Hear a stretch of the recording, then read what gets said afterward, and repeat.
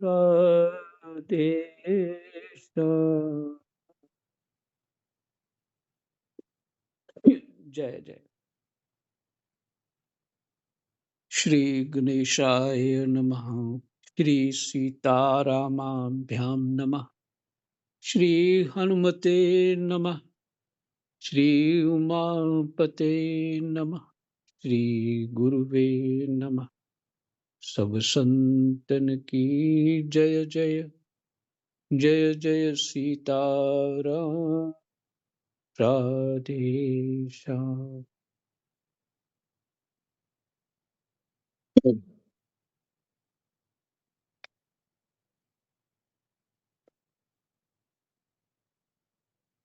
दशम स्कंद है और 70वां अध्याय शाल्व उद्धार। प्रसंग है शाल्व उद्धार। ये शाल्व जो आपने सुबह सुना, वो तपस्या करके भगवान शंकर से आशीर्वाद प्राप्त किया कि यदुवंशियों को मैं हरा दूं। भगवान शंकर भी सब कुछ जानते हैं। हम्म, आ, भी नहीं जानते। भगवान शंकर ही कृष्ण है, वही राम है। तो इसलिए भी शब्द नहीं कह सकते, एक ही है। तो लीला, भगवान भी लीला करना चाहते हैं दो रूपों में। भगवान शंकर ने आशीर्वाद दिया, हाँ हाँ लड़ो, तो लड़ो फिर मरो। तो दे दिया आशीर्वाद कि हाँ तूने तूने यदुवंशियों को मारना है, जाओ। ये घटना सुबह आप वही शाल्व जो हैं, सुने सुबह सुनी थी, और वही शाल्व जो हैं उन्हीं की चर्चा हो रही है। श्री सुखदेव जी कहते हैं, परीक्षित, अब प्रद्युम्न जी ने हाथ मुंह धोकर कवच पहन धनुष धारण किया और सारथी से कहा कि मुझे वीर द्युमान के पास फिर से ले चलो।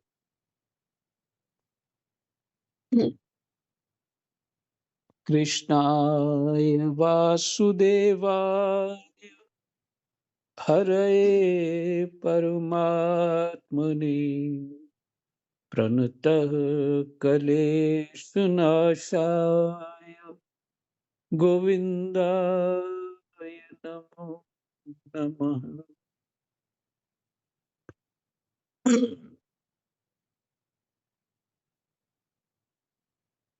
उस समय द्युमान यादव सेना को तहस नहस कर रहा था। प्रद्युम्न जी ने उसके पास पहुंचकर उसे ऐसा करने से रोक दिया और मुस्कुराकर 8 बाण मारे। 4 बाणों से उसके 4 घोड़े और एक एक बाण से सारथी, धनुष, ध्वजा और उसका सिर काट डाला। इधर गद, सात्यकी, सांब आदि यदुवंशी वीर भी शाल्व की सेना का संहार करने लगे। सौभ विमान पर चढ़े हुए सैनिकों की गर्दनें कट जाती। सौभ विमान पर चढ़े हुए सैनिकों की गर्दनें कट जाती और वे समुद्र में गिर पड़ते। इस प्रकार यदुवंशी और शाल्व के सैनिक एक दूसरे पर प्रहार करते रहे। बड़ा ही घमासान और भयंकर युद्ध हुआ और वह लगातार 27 दिनों तक चलता रहा। उन दिनों भगवान श्री कृष्ण धर्मराज युधिष्ठिर के बुलाने से इंद्रप्रस्थ गए हुए थे। राजसूय यज्ञ हो चुका था और शिशुपाल की भी मृत्यु हो गई थी। वहां भगवान श्री कृष्ण ने देखा कि बड़े भयंकर अपशकुन हो रहे हैं। तब उन्होंने कुरुवंश के बड़े बूढ़ों, ऋषि मुनियों, कुंती और पांडवों से अनुमति लेकर द्वारका के लिए प्रस्थान किया। वे मन ही मन कहने लगे कि मैं पूज्य भाई बलराम जी के साथ यहाँ चला आया, अब शिशुपाल के पक्षपाती क्षत्रिय अवश्य ही द्वारका पर आक्रमण कर रहे होंगे। भगवान श्री कृष्ण ने द्वारका में पहुंचकर देखा कि सचमुच यादवों पर बड़ी विपत्ति आई है। तब उन्होंने बलराम जी को नगर की रक्षा के लिए नियुक्त कर दिया और सौभपति शाल्व को देखकर अपने सारथी दारुक से कहा, दारुक, तुम शीघ्र से शीघ्र मेरा रथ शाल्व के पास ले चलो। देखो, ये शाल्व बड़ा मायावी है, तो भी तुम तनिक भी भय ना करना। भगवान की ऐसी आज्ञा पाकर दारुक रथ पर चढ़ गया और उसे शाल्व की ओर ले चला। भगवान के रथ की ध्वजा गरुड़ चिन्ह से चिन्हित थी। उसे देखकर यदुवंशियों तथा शाल्व की सेना के लोगों ने राम राम लोगों ने युद्ध भूमि में प्रवेश किया। फिर से उसे देखकर यदुवंशियों तथा शाल्व की सेना के लोगों ने युद्ध भूमि में प्रवेश करते ही भगवान को पहचान लिया। परीक्षित, अब तक शाल्व की सारी सेना प्रायः नष्ट हो चुकी थी भगवान के पहुंचने से पहले। भगवान श्री कृष्ण को देखते ही उसने उनके सारथी पर एक बहुत बड़ी शक्ति चलाई। वह शक्ति बड़ा भयंकर शब्द करती हुई आकाश में बड़े वेग से चल रही थी और बहुत बड़े लूक के समान जान पड़ती थी। उसके प्रकाश से दिशाएं चमक उठी थी। उसे सारथी की ओर आते देख भगवान श्री कृष्ण ने अपने बाणों से उसके सैकड़ों टुकड़े कर दिए। इसके बाद उन्होंने शाल्व को 16 बाण मारे और उसके विमान को भी, जो आकाश में घूम रहा था, असंख्य बाणों से चल्ली कर दिया। ठीक वैसे ही जैसे सूर्य अपनी किरणों से आकाश को भर देता है। शाल्व ने भगवान श्री कृष्ण की बाईं भुजा में, जिसमें शारंग धनुष शोभायमान था, बाण मारा। इससे शारंग धनुष भगवान के हाथ से छूटकर गिर पड़ा।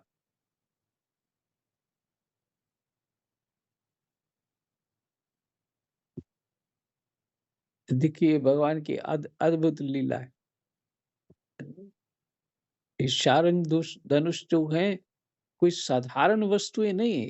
ये ऋषि महर्षि लोग भगवान के भक्त हैं सब।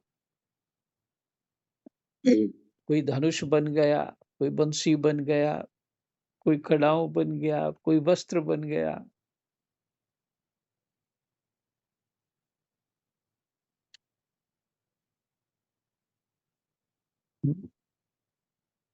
यह एक अद्भुत घटना घट गई। जो लोग आकाश या पृथ्वी से ये युद्ध देख रहे थे, वे बड़े जोर से हाय हाय पुकार उठे। तब शाल्व ने गर्ज कर भगवान श्री कृष्ण से यूं कहा, मूढ़, तुमने हम लोगों के देखते देखते हमारे भाई और सखा शिशुपाल की पत्नी को हर लिया, तथा भरी सभा में जबकि हमारा मित्र शिशुपाल असावधान था, तुम तूने उसे मार डाला। मैं जानता हूं कि तू अपने को अजय मानता है। यदि मेरे सामने ठहर गया तो मैं आज तुझे अपने तीखे बाणों से वहां पहुंचा दूंगा। यहां से फिर कोई लौट कर नहीं आता।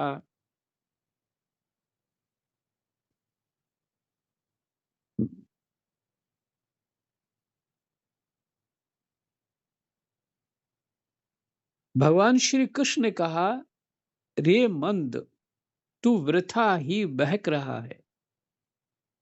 तुझे पता नहीं कि तेरे सिर पर मौत सवार है। शूरवीर व्यर्थ की बकवाद नहीं करते, वे अपनी वीरता ही दिखलाया करते हैं।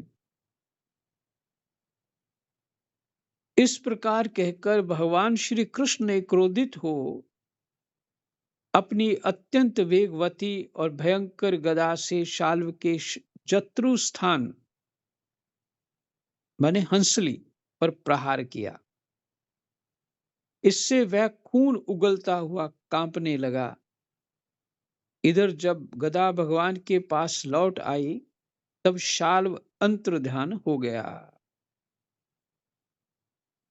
ये उनकी गदा जो है, जिसको हम लोग गुर्ज बोलते हैं, ये भी भगवान के भक्त हैं। ऐसे ऐसे भजन तप करके भगवान के स्वरूप को सेवा में अपने आप को स्थापित किया है। इसलिए ये वस्तुएं दिव्य हैं। और फिर भगवान के पास वो गदा वापस आ गई।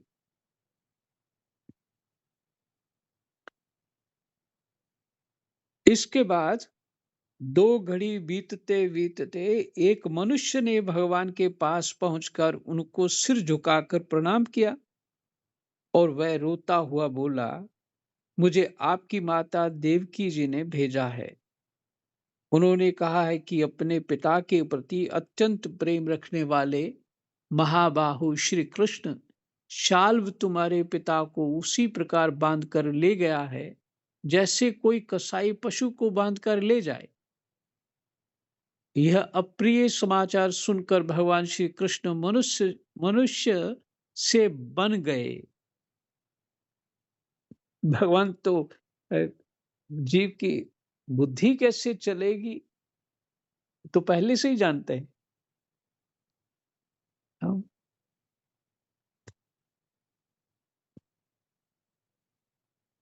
तो इसलिए मनुष्य से बन गए, वही लीला करने लगे मनुष्य की तरह, साधारण मनुष्य की तरह। उनके मुंह पर कुछ उदासी छा गई। वे साधारण पुरुष के समान अत्यंत करुणा और स्नेह से कहने लगे, अहो, मेरे भाई बलराम जी को तो देवता अथवा असुर कोई नहीं जीत सकता। वे सदा सर्वदा सावधान रहते हैं। शाल्व का बल पौरुष तो अत्यंत अल्प है, फिर भी इसने उन्हें कैसे जीत लिया और कैसे मेरे पिताजी को बांधकर ले गया। सचमुच प्रारब्ध बहुत बलवान है। भगवान श्री कृष्ण इस प्रकार कह ही रहे थे कि शाल्व वसुदेव जी के समान एक माया रचित मनुष्य लेकर वहां आ पहुंचा और श्री कृष्ण से कहने लगा, मूर्ख, देख, यही तुझे पैदा करने वाला तेरा बाप है, जिसके लिए तू जी रहा है। तेरे देखते देखते मैं इसका काम तमाम करता हूं। कुछ बल पौरुष हो तो इसे बचा। मायावी शाल्व ने इस प्रकार भगवान को फटकार कर माया रचित वसुदेव का सिर तलवार से काट लिया और उसे लेकर अपने आकाशस्थ विमान पर जा बैठा। परीक्षित, भगवान श्री कृष्ण स्वयं सिद्ध ज्ञान स्वरूप और महानुभाव हैं। वे यह घटना देखकर 2 घड़ी के लिए अपने स्वजन वसुदेव जी के प्रति अत्यंत प्रेम होने के कारण साधारण पुरुषों के समान शोक में डूब गए। परंतु फिर वे जान गए कि यह तो शाल्व की फैलाई हुई आसुरी माया ही है, जो उसे मय दानव ने बतलाई थी। भगवान श्री कृष्ण ने युद्धभूमि में सचेत होकर देखा, ना वहां दूत है और ना पिता का वह शरीर। जैसे स्वप्न में एक दृश्य दिख कर लुप्त हो गया हो। उधर देखा तो शाल्व विमान पर चढ़कर आकाश में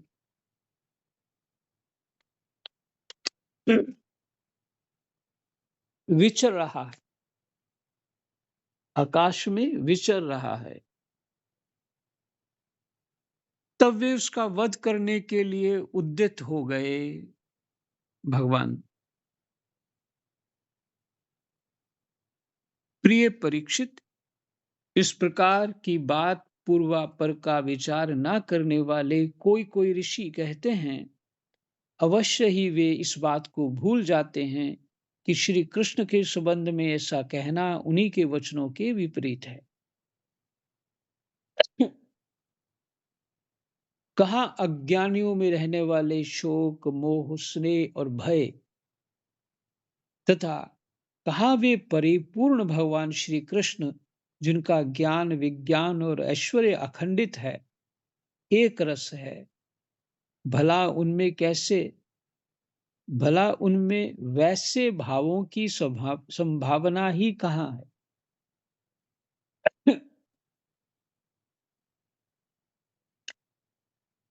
कहते भगवान के अंदर ऐसी भावनाओं की संभावना नहीं है।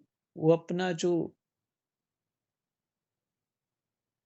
विज्ञान है, जो समझ आ गया है, उसको लेकर के विचार है उनका। परंतु खैर आगे पूरी खोलेंगे, पर मेरे चित्त में आ रहा है तो मैं इच्छा हो रही है मैं ही बता दूं। तो भगवान तो लीला कर रहे हैं। भगवान का ये स्वरूप जो है, ये लीला स्वरूप है। भक्तों के सुख के लिए।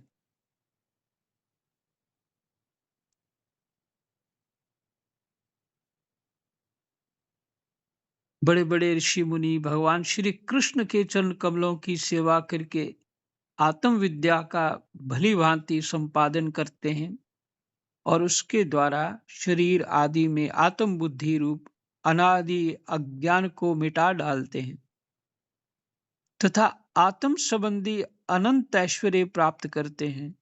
उन संतों के परम गति स्वरूप भगवान श्री कृष्ण में भला मोह कैसे हो सकता है? हम्म, ये किसी का कहना है। अब शाल्व भ अब शाल्व भगवान श्री कृष्ण पर बड़े उत्साह और वेग से शस्त्रों की वर्षा करने लगा था। अमोघ शक्ति भगवान श्री कृष्ण ने भी अपने वाणों से शाल्व को घायल कर दिया। अमोघ शक्ति भगवान श्री कृष्ण ने भी अपने वाणों से शाल्व को घायल कर दिया और उसके कवच, धनुष तथा सिर की मणि को छिन्न भिन्न कर दिया।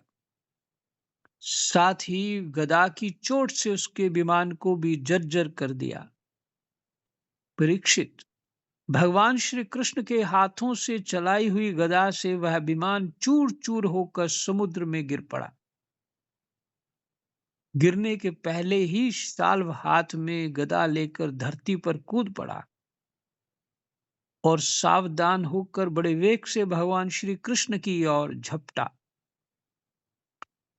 शाल्व को आक्रमण करते देख उन्होंने भाले से गदा के साथ उसका हाथ काट गिराया। फिर उसे मार डालने के लिए उन्होंने प्रलयकालीन सूर्य के समान तेजस्वी और अत्यंत अद्भुत सुदर्शन चक्र धारण कर लिया।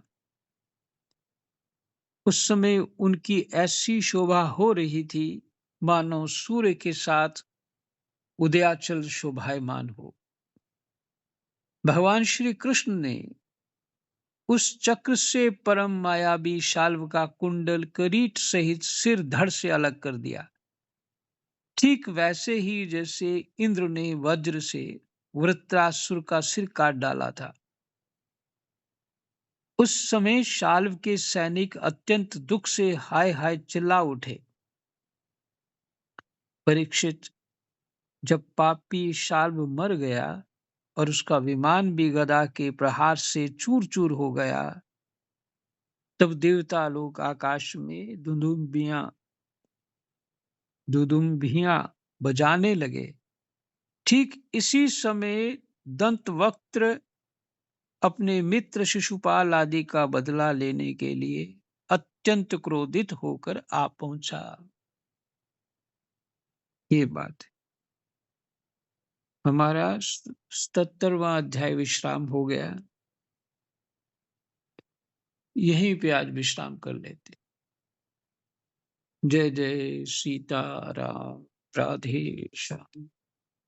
कृष्णाय वासुदेवाय हरये परमात्मने प्रणतः क्लेशनाशाय गोविन्दाय नमो नमः। जय जय सीताराम। राधे।